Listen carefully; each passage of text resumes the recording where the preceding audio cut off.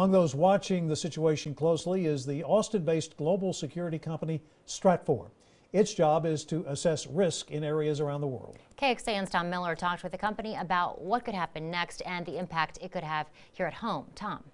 Sydney, Texas is home to more active duty members of the Army and Air Force than any other state, more than 122,000 across all military branches. We know one Texas base sent troops to Iraq just months ago, and tonight a security analyst I talked with says they and even people here at home could be impacted by the strikes.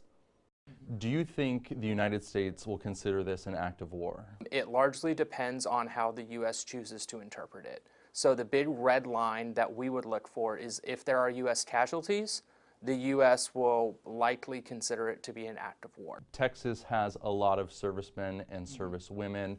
How do you see this impacting them? So the U.S. troops that are in Iraq right now and in the larger Middle East, specifically Persian Gulf region, are directly in the crossfire of these attacks. Do you think this could be the beginning of more attacks? It's certainly possible, yes.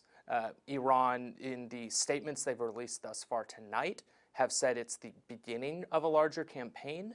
The big question is, what is the scope and scale of that campaign? And do you see this potentially having an impact on people here at home in the U.S.? If we do have a wider conflict in the Persian Gulf region, that's where 60% of the world's oil is. And so if you have a significant amount of the world's oil go offline, that affects gas prices here in the U.S., that potentially affects the price of commodities and other things here. It could also impact the 2020 presidential election. Stratfor believes the next 24 hours are going to be critical in deciding whether we go to war. It's closely watching for two things. The first is if there are any Americans killed. The second is if there are more attacks on American targets like bases or embassies in the Middle East. Robert.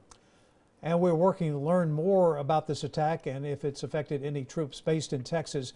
Last year, Fort Hood in Killeen announced it was deploying 3 Corps headquarters to Iraq in the fall of 2019.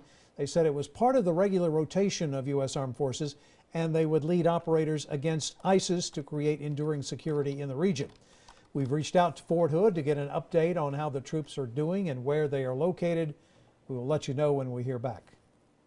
We'll be monitoring any new developments overnight on our website, KXAN.com. We'll have the latest information from the region beginning tomorrow morning at 4:30 on KXAN News Today.